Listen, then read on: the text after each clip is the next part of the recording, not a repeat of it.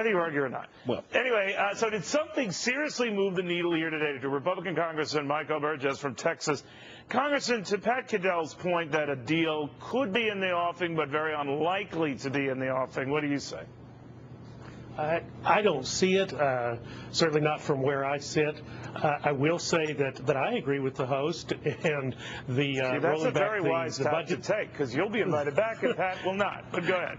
There you go. But rolling the budget back to 2007, which incidentally was the last year that the Republicans were in charge of the budget for fiscal year 2007, yeah, let's make that our baseline. Now, the economy is not doing as well as it was then, so further cuts are going to be necessary, and I would make those cuts across the board, whatever they need to be, 0.5%, 1%, 2%, whatever they need to be. But remember, in 2007, although there was still a deficit, if you back out the cost of the Iraq War, you back out the cost of Hurricanes Katrina and Rita, it was very, very close to imbalance. So I think that's a good place to go. Let's be fair here. I always say this on the show, Congressman, but on Pluto I'd be svelte, but I'm not on Pluto, so we can take the guessing game out. But I do want to ask you about whether Republicans risk looking like obstructionists and just the party of no when the president throws the potential of giving you $130 billion worth of tax credits, the kind of stuff I know for Vexer you're a big fan of, and then throws potentially on the table in his news conference today,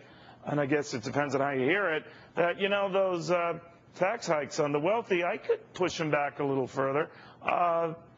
What's the upside in just saying a blanket no to all of the above? Well, I don't think anyone has said a blanket no. I mean, his biggest problem is Democrats. I mean, basically they can pass whatever they want with zero Republicans, and they've not been able to do that. So his problem is on his side. I think Mr. Orzag's comments or writings in the paper the other day were certainly interesting.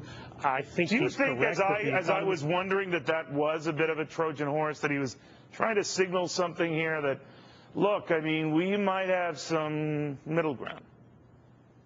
I know, well, if you go back, he's talking about delaying them for 2 years, but go ahead.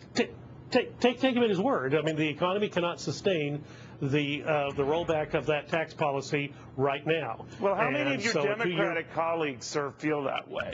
I mean, I'm told that most of the Blue Dog Democrats feel that way. I guess there are 50 or 52 of them. I never know, but there are a lot of them. So even if all of them were a fan of delaying it, that's not going to delay it, right? Well, if you had every Republican and every Blue Dog, yeah, you'd suddenly have a functional majority. 50 Blue Dogs and 170-odd Republicans. Sure, you're there. You think we're close to that?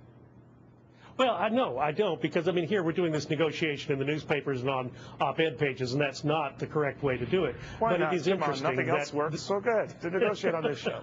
It's interesting that an insider in the administration would come forward and say, look, the 2001-2003 tax policy should be extended. I mean, you've got the president and the Democratic leadership running against the policies of the past administration, and administration insider saying, well, maybe we need this for at least 2 more years. Okay, well, that's something to listen to. Congressman, you're always worth listening to. Agree or disagree? Thank you very much. Good having you. All right. Thanks, Neil. So is the White House